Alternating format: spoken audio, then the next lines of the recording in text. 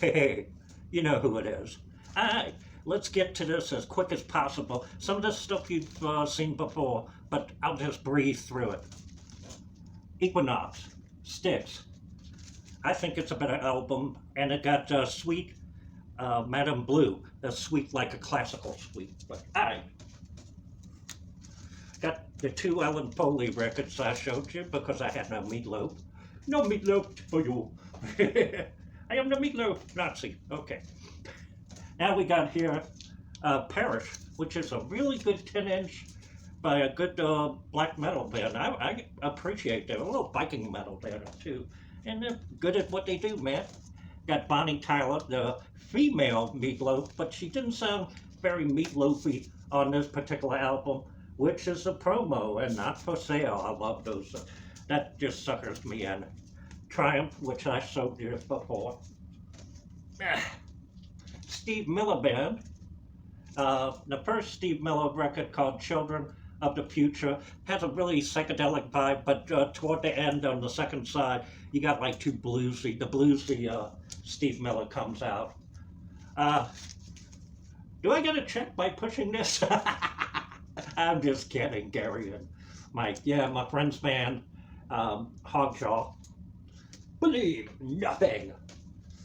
Okay, we got Spirit here, who was a band, well, they had some psychedelic stuff. It was like the family played together, and Feedback, which was in '72, and it was kind of dying out. But they did the most famous song is, oh, what the hell is it? It's so famous, I forgot it.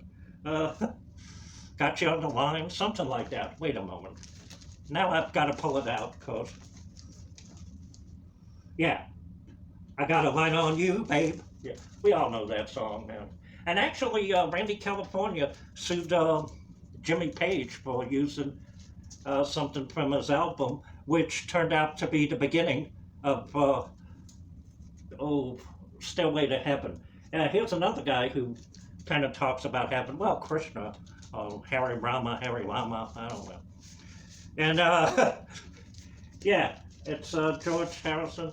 Loved the first side. The second side, I was starting to get a little tired of it, but it's a great album. Not as good as that big, colossal album that everybody knows them for. Okay, London Town. Now, if you look real good here, you got this part of, this is from Wings, and this part here, they're no longer the people. You could tell is transposed on this picture. And they're actually down in Jamaica or Bahamas or something like that, man. That's why they're dressed the way they are. And yeah, a lot of those British bands go down there because they can be tax exiles. I actually like this, not as one of his best albums, but I don't think it's bad, man. It's rock love, and he just, he really bluesy on Steve Miller. I think it was like his 6th album, and like I said before, he got the Journey guy on there. All right. I still think, well, how much time I got? Oh, all right. I had to count the time, folks. Okay. Now, I listened to this. It's still giving me a headache, but Jesus Christ Superstar.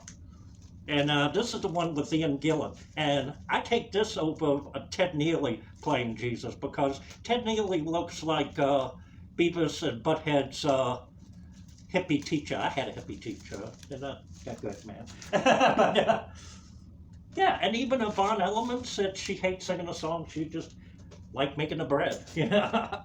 Oh, lordy lord, man. All right, we got Eddie Kendricks from The Temptation, one of his solo albums. Not one of his better ones. The first side was pretty good. There was one song I didn't like, and I'm not going to talk about. Okay, it's track 3. Look it up, because I don't want to get into any controversy, but I just don't dig that. I just say, well, what was the point of that?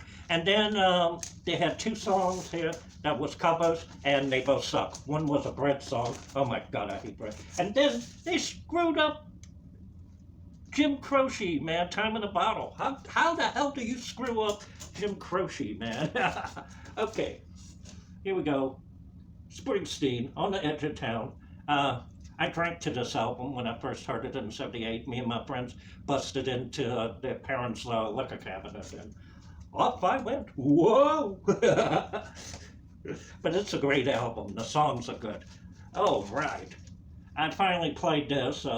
I kind of like this album. I'm gonna play maybe Salisbury when I get to it, but right now I'm in the middle of moving, so I'm trying to do the most I can. I might shoot stuff at the new place. But anyway, Tarkus, I talked about this, I like this. And the Manichord came out of that, and I'm like, ooh, the Manichord. Then you got Isaac Stern, promo copy. He's in Minnesota, and they did some really great stuff, man, you know. That guy, Violin Concerto, yeah. And now we got the Contractual Obligation album. That's right, the dreaded Love Beach. Oh my God, we look like the Bee Gees. But again, another British band that went to the Bahamas for tax reasons. They was forced to make the record company say, make commercial, and you know. Not the best stuff. You could tell they're tired.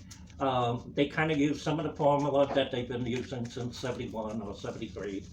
You know, took up, I like the second side of the record, Memoir of the Officer and the Gentleman. Gambler kind of sounds like Jeremy Bender, but not as good. You know, it's like, oh, we're just cranking this shit out, man. We're tired. And For You was a good ballad by Lake, who always does those little ballad songs. And then they do this one thing, I ain't even gonna pronounce this. But it is what it is. And at least I got so much Emerson, Lake and Palmer. But, okay, and that's what I've been listening to. Talk to you when I talk to you. And I might speed this up a little bit, but nothing to how ridiculous I got with the other one. All right, take care. Bye.